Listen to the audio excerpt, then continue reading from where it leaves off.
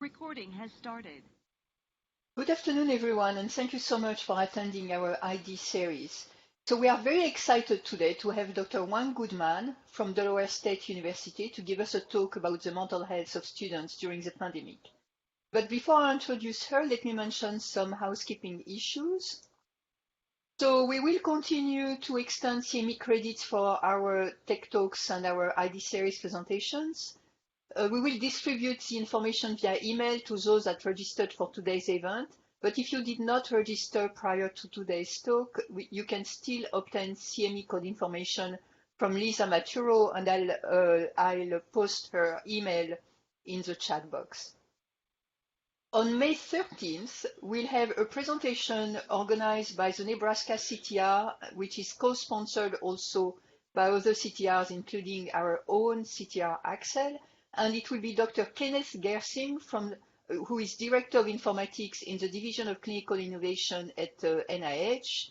We'll talk about studying COVID-19 using real-world data, lessons learned and steps forward after 1 year of the N3C. So do not miss this talk. It will be May 13th, and it will be at 1 p.m. because it's at noon Central Time, so at 1 p.m. our time. On May 14th, we'll have an ID series that will be Dr. Dorothy Dillard from also Delaware State University, who will talk about conducting community-engaged research in underserved communities, the impact of COVID. So you really do not want to miss that talk also, which would be on May 14th at noon as part of our ID series. So again, it's my great pleasure to introduce Dr. Wang Goodman today.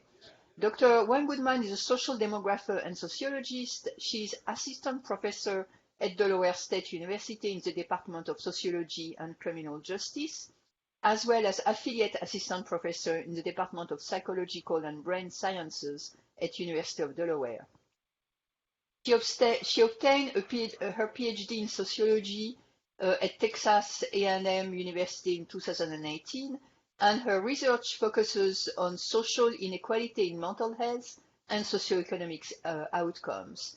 She already has a long list of peer-reviewed publications, and she is a PI on a recent ACCEL grant and co-PI on several NIH grants. So we are really delighted to have Dr. Wang Goodman today with us, and we are looking forward to your presentation. Thank you so much. Thank you so much for having me today, and thank you for that very generous introduction. I am very thrilled to be here and to present my research on mental health of HBCU college students during the COVID-19 pandemic. So the COVID-19 pandemic has caused major disruption to society, and it has had this very negative impact on everybody's daily life, including their mental health. And there is accumulating evidence that there's increased mental health problems and psychiatric disorder as a result of fears related to COVID-19, loss of family members or close friends, and financial and economic concerns and social isolations. So during the COVID-19 pandemic, and the Census Bureau has been conducting this household pulse survey just to monitoring this impact of COVID-19 to everybody's life. So they include this measure of mental health just to track mental health changes. And they found that during the pandemic, so 40% of American adults, they reported to have these mental health disorders. So this number is much higher compared to pre-pandemic. That was about 10%. So younger adults are also more likely to report symptoms of anxiety and or depressive disorder during the COVID-19 pandemic. This is data shown from the American Household Pulse Survey in December 2020. So if we look at the columns, so individual ages from 18 to 24, more than half of them, they reported to have symptoms of anxiety and or depressive disorder. And this number is much higher compared to other age groups. So in general, college students, they face higher rates of mental health problems, not only in the US, but also if we look at studies done in Australia, studies done in Europe or Asian countries, so college students, they usually have higher rates of mental problems.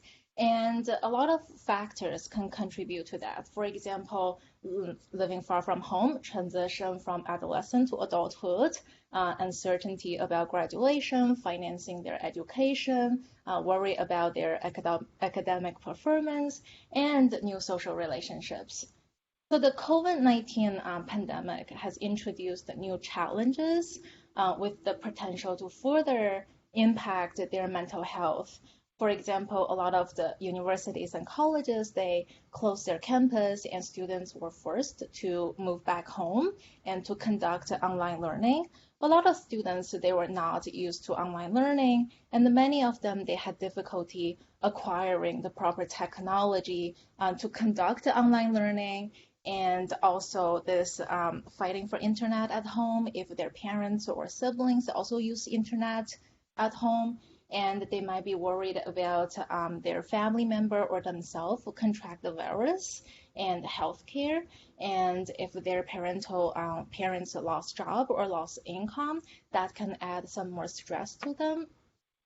And also the uncertainty of the job market. Unemployment rate was very high during the pandemic. And if the students were junior or senior at the time, and they might be worried about their internship or a lot of uncertainty after graduation.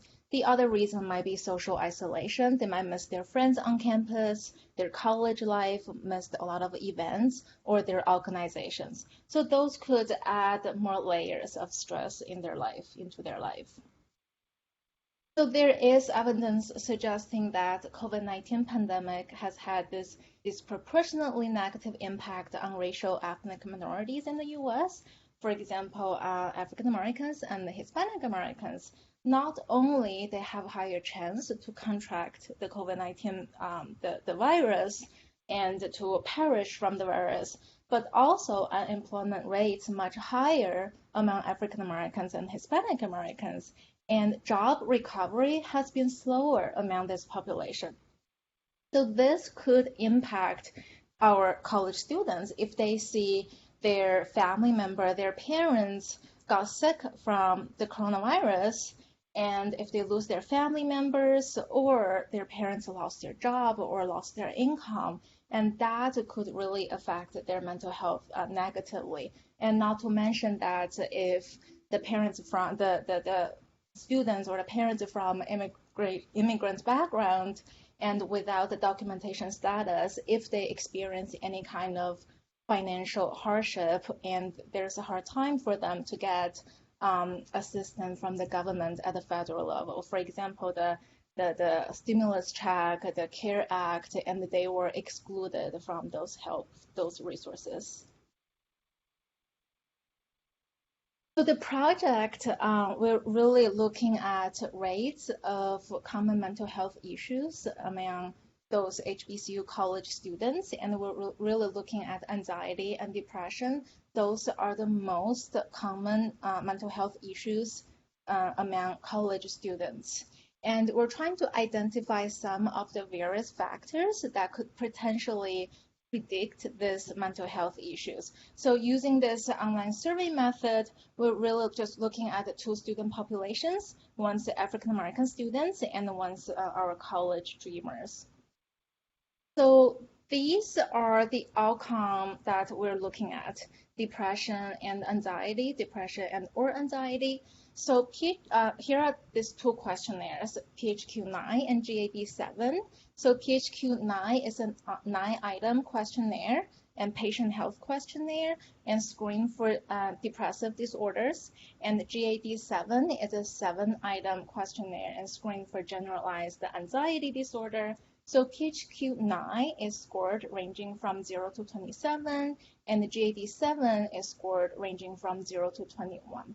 So the GAD-7 and PHQ-9, they demonstrate high reliability and validity among the general population in the US, and including college students and including these Spanish speakers.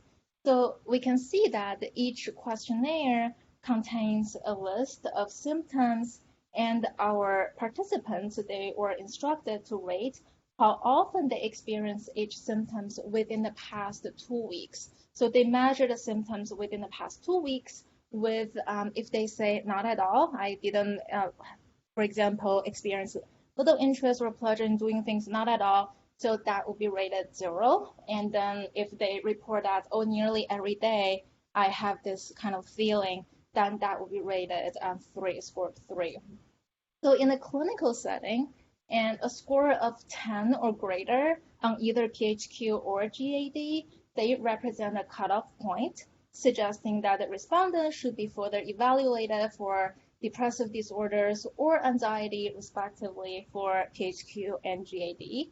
So the cutoff point is based on prior literature and research indicating a very high sensitivity and specificity for depressive disorder and generalized anxiety disorder. So in our study, we created these 3 binaural outcomes using this cutoff 10. So whether the participant met the cutoff for PHQ, whether the participant met the cutoff for GAD, and the third outcome is whether the participant met the cutoff point for PHQ and or GAD.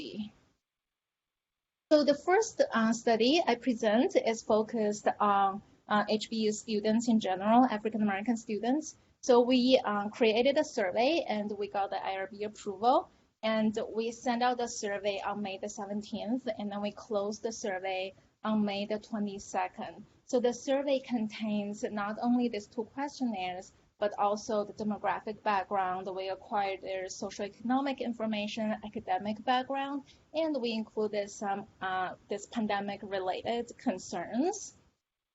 So we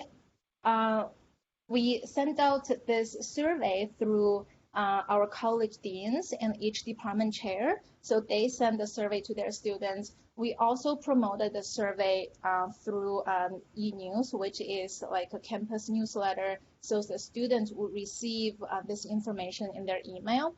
So we had 123 students participated, but in our study, we included 98 students. So for those students who didn't fill out the mental health questionnaire, we just used the list-wise deletion to drop those participants.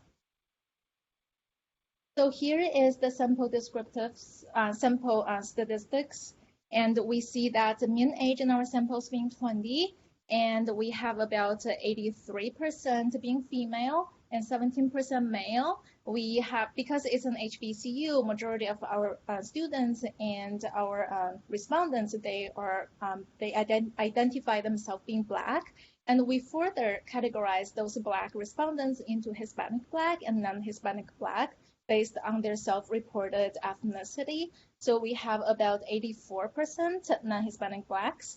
We have about 92% being native-born Americans. So this demographic characteristics is largely consistent with the demographic profile in that university. We also acquired information on socioeconomic characteristics. For example, we ask their parents' educational level, and 23% of the students reported that their father had at least a bachelor's degree, and 52% of them, their mother had at least a bachelor's degree, and 54% of the students were on Pell Grant. 46 of them reported that their at least one parent experienced a job hour cutoff at any point during the pandemic. And 24% of the students reported that at least one of the parents lost their job during the pandemic. So 31% about the students, they were currently working, so full-time or part-time. And the mean number of people in the household being 4, and 11% of those respondents, they reported they have a past diagnosis on mental health problems. So if we look at the academic characteristics, we have about 21% being senior or higher, and 11% majoring in STEM, 52% majoring in health science, and 37% majoring in other, that including, for example, business, arts, education, social sciences, those are all categorized into others. and 44% reported they have accumulated GPA being 3.5 or higher.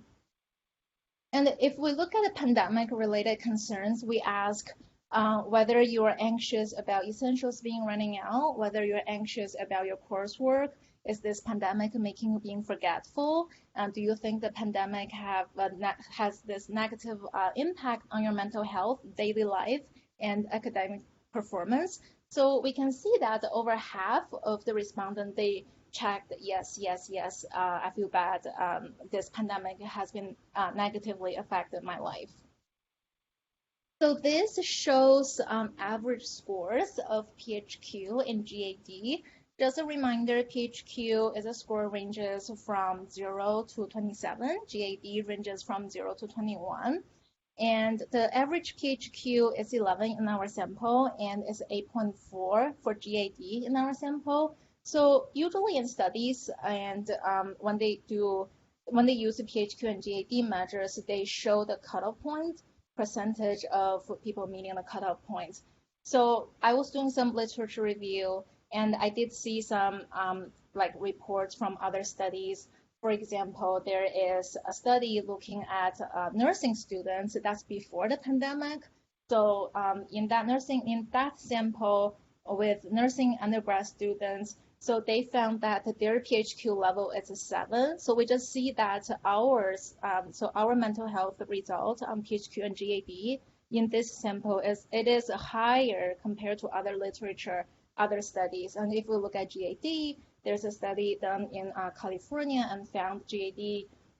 They found their average GAD is about like a 5 for women, 4 for men. So PHQ and GAD, the score can really vary based on gender, based on their socioeconomic status, or based on race, ethnicity.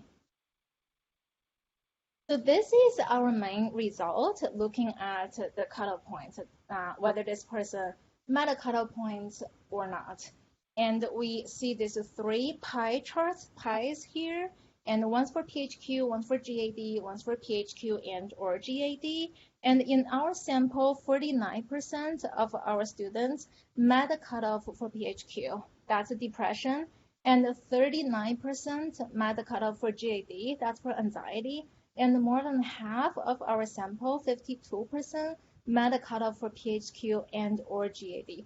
This is extremely high number. And in a clinical setting, these findings suggest that many of our students might meet the full criteria for diagnosis of an anxiety disorder or depressive disorder, or even both.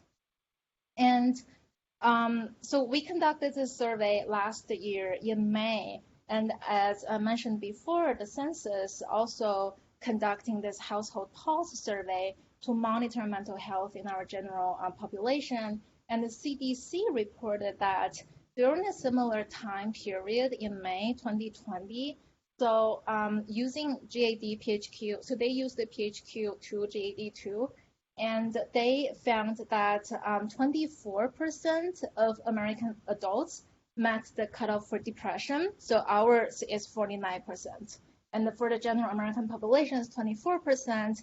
And the CDC reported that for the general American adult population, 28 of them met the cutoff for anxiety. We have 39%, and it's 34% they met a cutoff for depression and or anxiety. In the general population, we have 52%. Even though we didn't run any kind of chi-square test or a z-test, we do see that just observing this percentage, these numbers, our sample is much higher just compared to the general population during the same time period.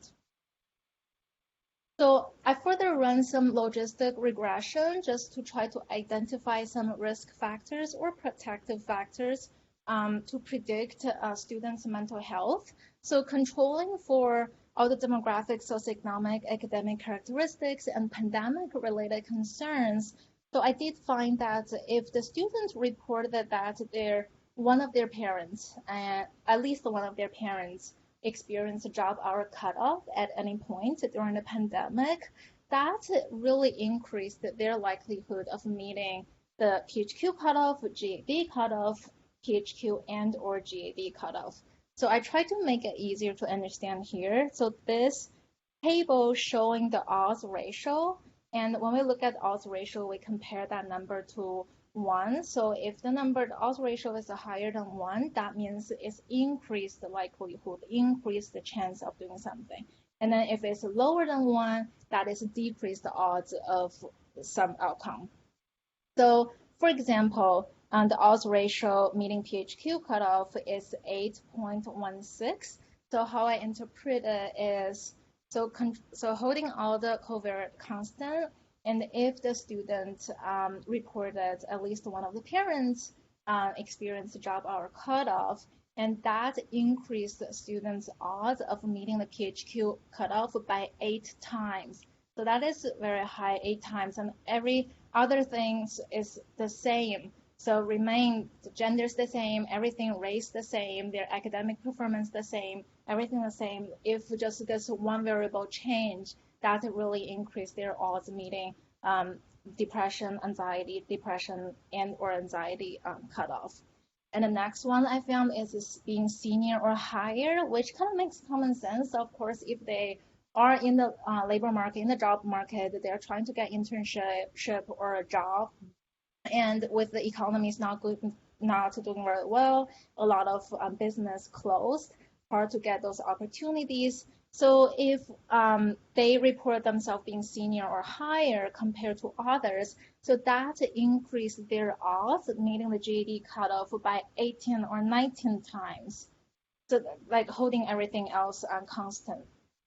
And if they reported that this pandemic has had this negative impact on their mental health across the 3 models, PHQ, GAD, PHQ, and or GAD, that increased their odds of having mental health issues. And if they reported that, oh, this pandemic has had a negative impact on my daily life, that also increased their odds of meeting PHQ cutoff and PHQ and or GAD cutoff. So one interesting thing, what I found is if they report that they're anxious about their coursework, if they report that the pandemic has negatively influenced their academic performance, that does not predict their mental health, so that the result's not significant. And I did find a protective factor on their mental health. So if the students, they report, I'm in STEM major, well, lucky them, they have much less likely to meet the cutoff for PHQ, GAD, PHQ, and or GAD compared to those students who are majoring in social science, education, arts, or business. So this is consistent with the prior research showing that students in humanities or social science, arts, they are more likely to have mental health issues than others. So I show the ceiling here is being 1. So if the students majoring in STEM, that lower their odds of meeting the PHQ cutoff by 98%. So that is a big impact. So in this study, we found a high rate of HBCU students in our sample met the clinical cutoff for depression, anxiety, and depression and or anxiety. And we did not find demographic characteristics play a role indicating or predicting their mental health, which is not common in this type of research because usually sex plays a role, race plays a role, and we did not see demographic differences in this study. And one explanation could be that prior research suggesting that students attending HBCU, especially minority student, African American student, when they attending an HBCU school, and that could have a positive effect on their mental health or in the long run. And because the students in an HBCU environment might feel like have a greater sense of belonging, less marginalization, less discrimination. And we did find that parental job, academic background, and concerns over the pandemic could affect their mental health outcomes. And I didn't show here, but we did find some trending significant effect. For example, number of people in the household, if they have more people in the household, that increase their odds of meeting this GAD, the anxiety and disorder. And a past diagnosis of mental health disorder, if they report being forgetful, so those could affect their mental health, and those are the trending effects, so I didn't report it here. So the next step, we would like to expand this study. We conducted the survey back in May 2020, that's a year ago. So we plan to send a similar survey very soon next month, and it will be cross-sectional, not be longitudinal, because in the previous survey, we did not record any students' identifiable information, and we didn't expect the pandemic would be so long that we're still here. But a lot of things has changed. So we have the vaccine available now. Economies slowly opened up. So we would like to see how our students feel. We would like to see whether there is a difference there. So the next project, we're looking at college dreamers, mental health of college dreamers. So college dreamers, they are undocumented immigrants. They enter the U.S. as minors, and they're eligible for deferred action for childhood arrivals passed by President Obama, DACA. And DACA is this immigration program that permits recipients to pursue an education and obtain work permits lawfully without risk of deportation. So before DACA, and those immigrants, they grew up in the U.S., they were brought here at a very young age. Many of them, they didn't even remember that migration history. They never been back to the country that they were born. They entered the U.S. educational system at a very young age, and very American, culturally very Americanized. But before DACA, because they didn't have this proper documentation, and a lot of them, they couldn't go to higher education, depend on what state they are in. Like even if some colleges before DACA admit those undocumented students, many of those students, they had a difficult time obtaining a student loan.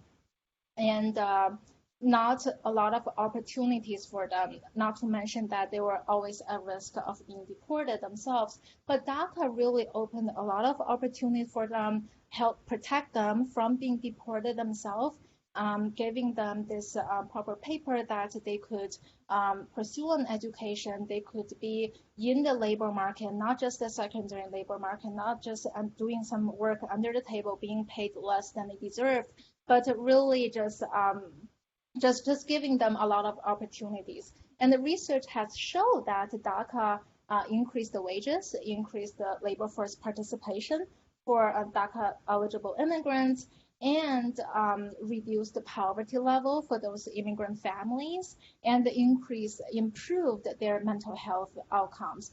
However, some reports still show that those DACA college students, they still have worse mental health outcomes compared to their peers who are non-DACA recipients.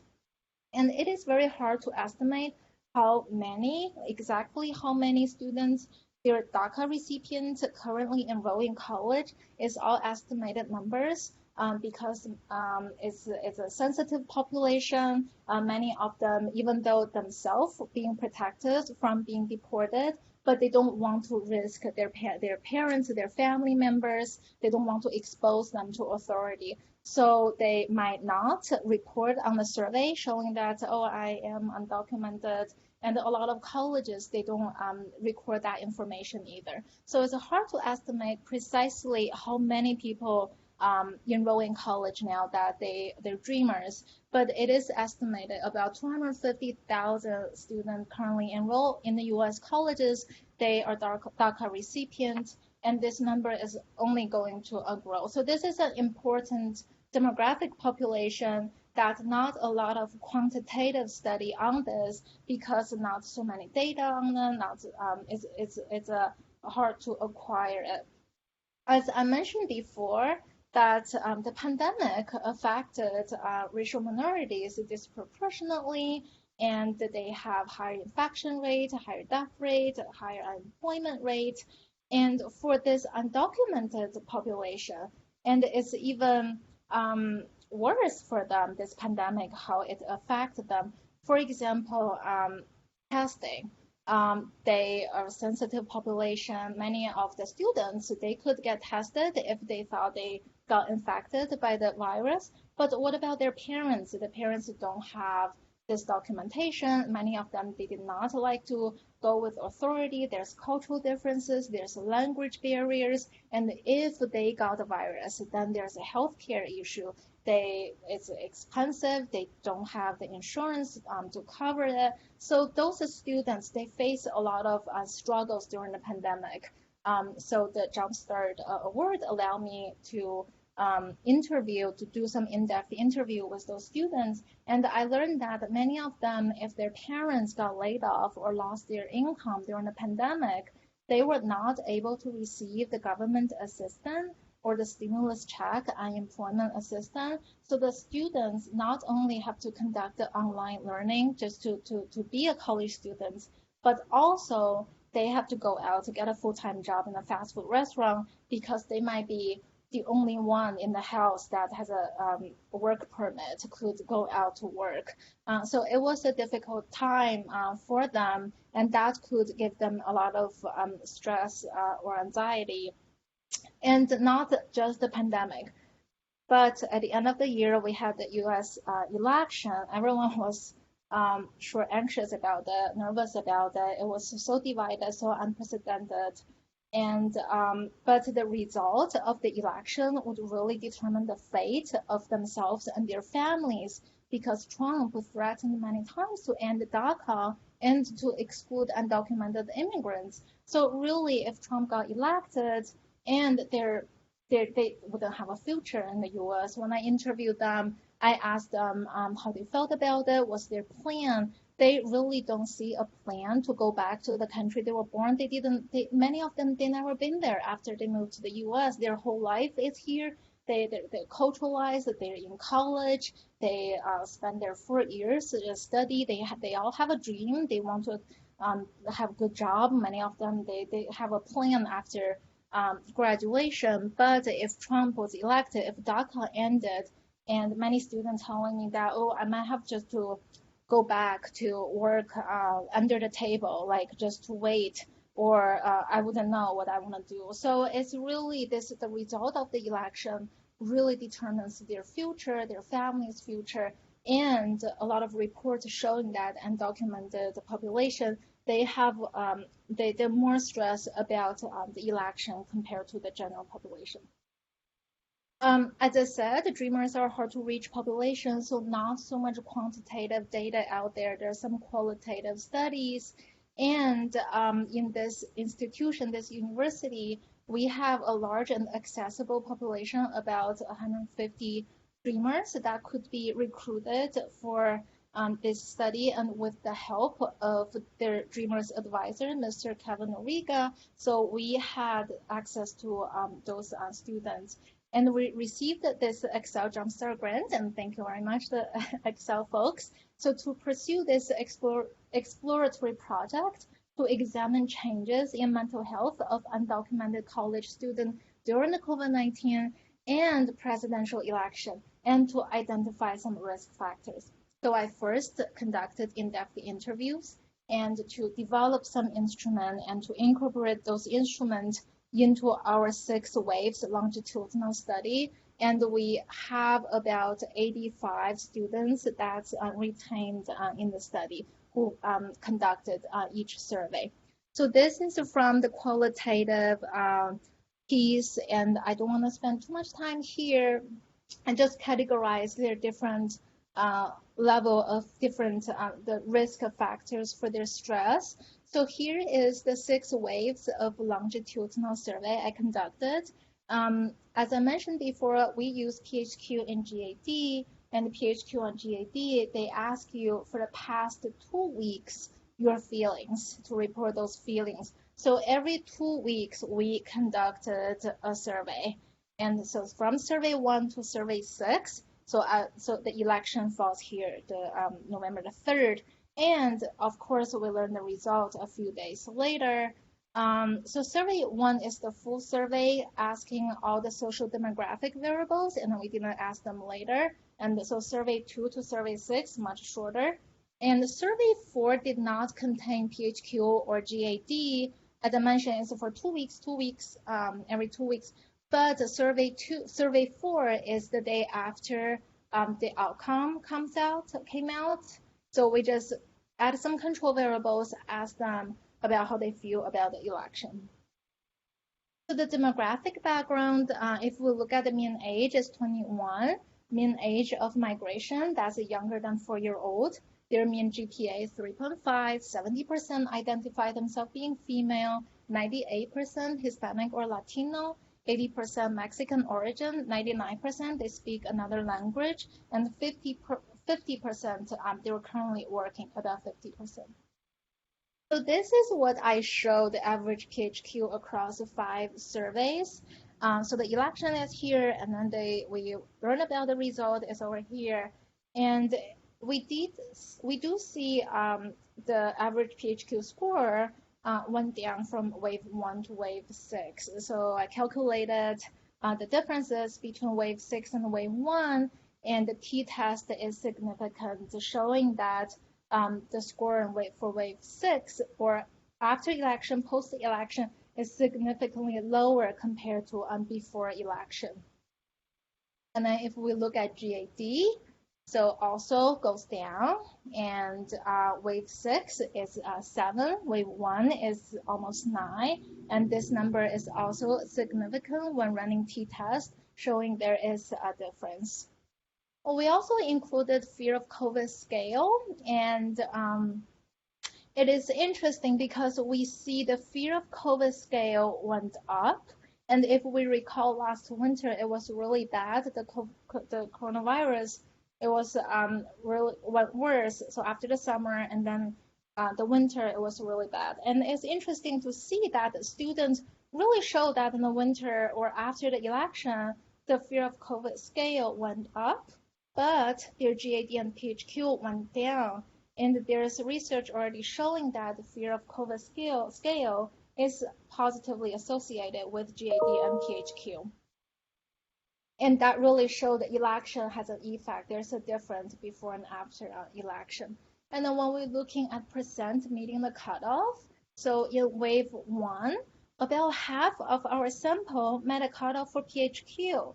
And this number dropped down to 28% in wave 6 after the election. And we run chi-square test, it is significant difference. And when we look at, this is GAD for anxiety, so 37% met a cutoff for anxiety before the election in wave 1. And then when we look at wave 6 after the election, and that number went down to 24%, it is lower. And I run the chi-square test, it is not significant, but just using the observed rate, it is lower. So finally, I want to talk about 2 factors I found consistently predict their mental health before and after the election. And all this data is preliminary. We're continuing just analyzing the data still. So this is a scale of subjective social letter. It was developed by Dr. Nancy Adler and her colleagues in 2000. So this is the MacArthur scale of subjective social status. So you look at this letter, and we instruct our respondent on the survey. So we give this instruction. Okay, at the top of the letter are the people who are the best off, those who have the most money, most education, best jobs. And if you look at the bottom, they are the people who are worst off. They have, in terms of education, money, income, or occupation, prestige. And then we ask students to cross a place across next to the one on the letter. And it has, previous research has shown that this subjective social status is successfully predicted their social background, their social status. For example, a lot of times when we use a survey study, we ask, what is your educational level? What is your income? What is your occupation? But there are a lot of inequality within educational level, within one occupation. People can have the same job, but can have different prestige or different level of income, Or people in the survey, if we just ask, what's your education?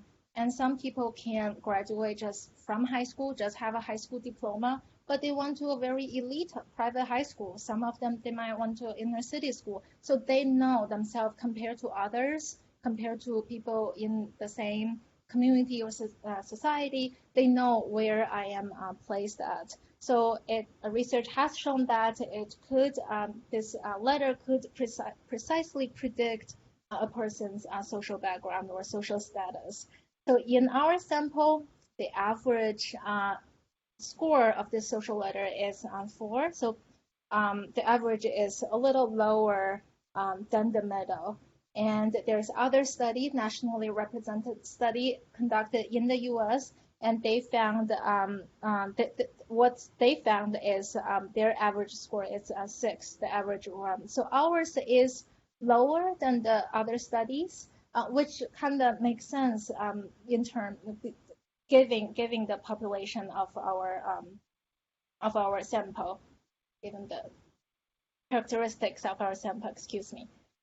So I did find that before the election and after the election, and controlling for other demographic or social characteristics, and if they report that they're high on the level, that lower their odds of meeting PHQ and PHQ or GAD after the election. So that consistently can predict if they feel they're better off in a society, then they're lower likely to have mental health issues in terms of depressive disorders or anxiety.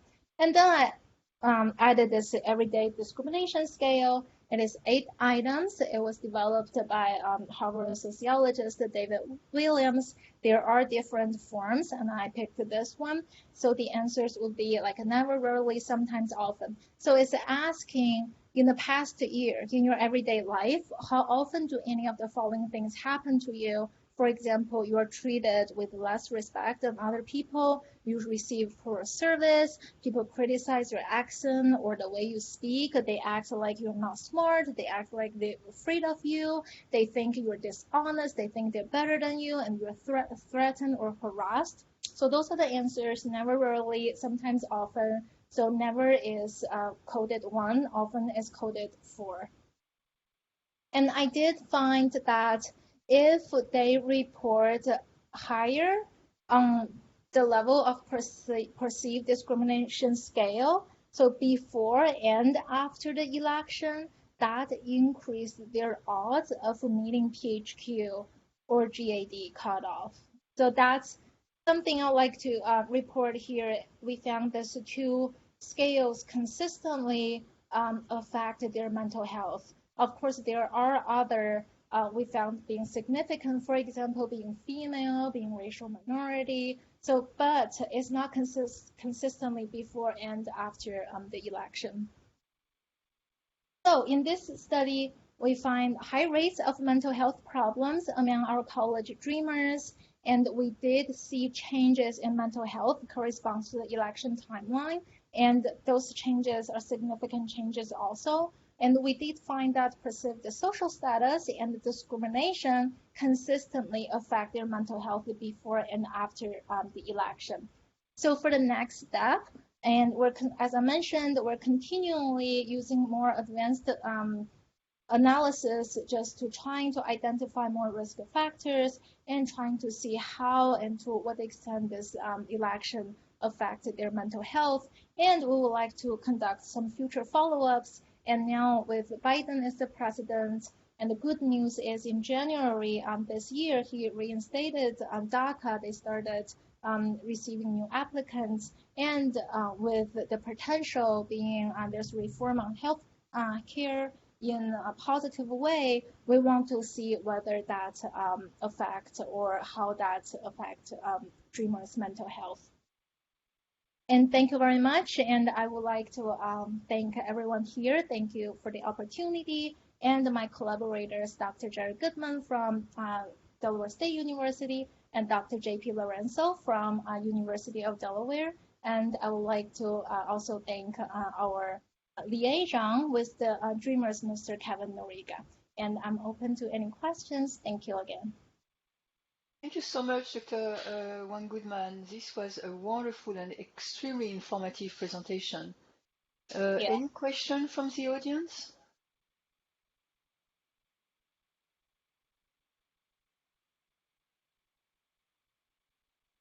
Well, while people, are preparing their questions, I have a couple of questions actually. So, I think in one of your first slides, you showed that you had a majority of women in your surveys of the very, the very first slide, in the first survey of mental health in HBCU students. What does it reflect? Is it because in Delaware State University there are more women students, or do you think it's because, in general, women are more likely to answer questions? That's a very good question. So in our school, we have 70% female undergrad students and 30% male undergrad students. And it sounds kind of disproportionate, more female students than male students.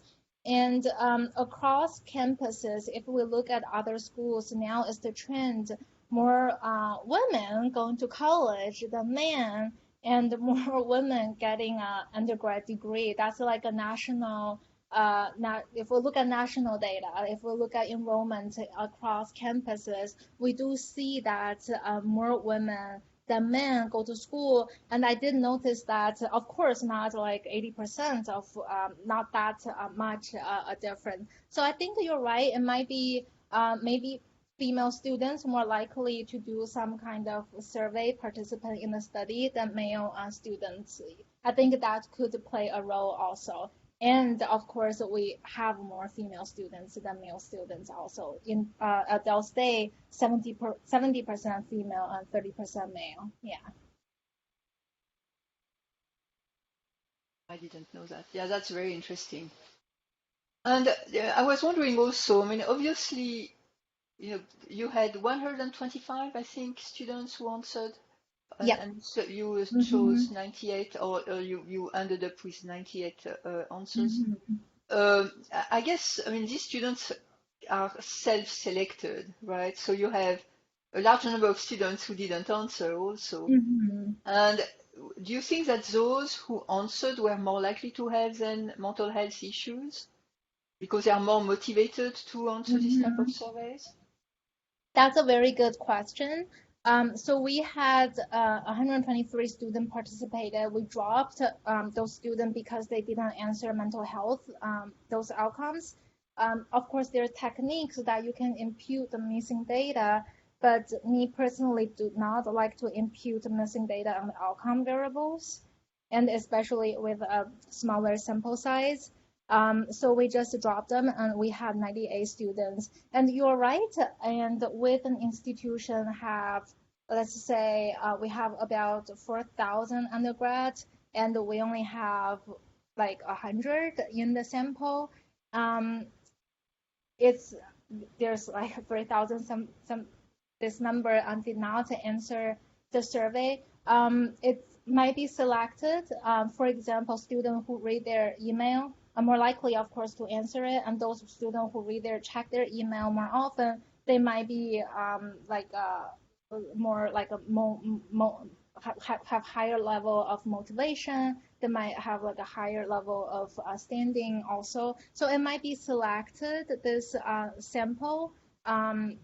And the other students that we did not include, and it's hard to reach. We might be able to conduct another study and just to check those students who did not answer it.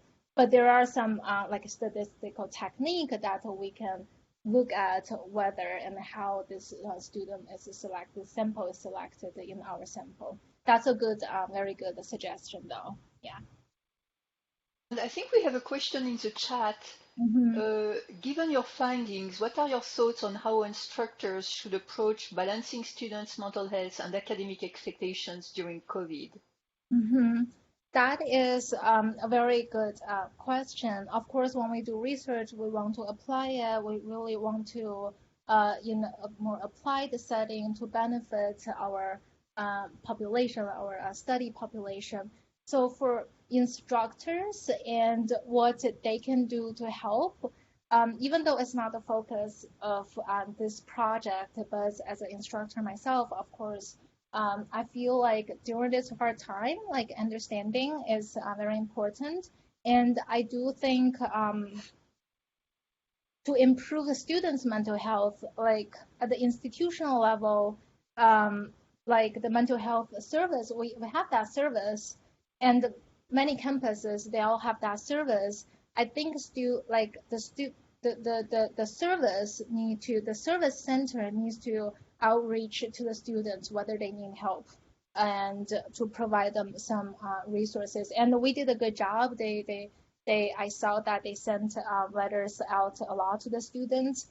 But I read some report that during the pandemic, college students, they reported that like the healthcare service, like the access to service, it dropped down. Of course, the students not on campus, many of them, they might not be motivated to contact the healthcare if they need, or they might not even know that they need healthcare. So I think there are lots that we can do to help the students. Of course, not only on this campus, but other campus also. Thank you very much. Any other questions from the audience? I don't see anything else in the chat. Well, I still have questions, so I think I'm going to go ahead and ask. It's always good to be the moderator, so you can always ask questions. Yeah, but I would be happy.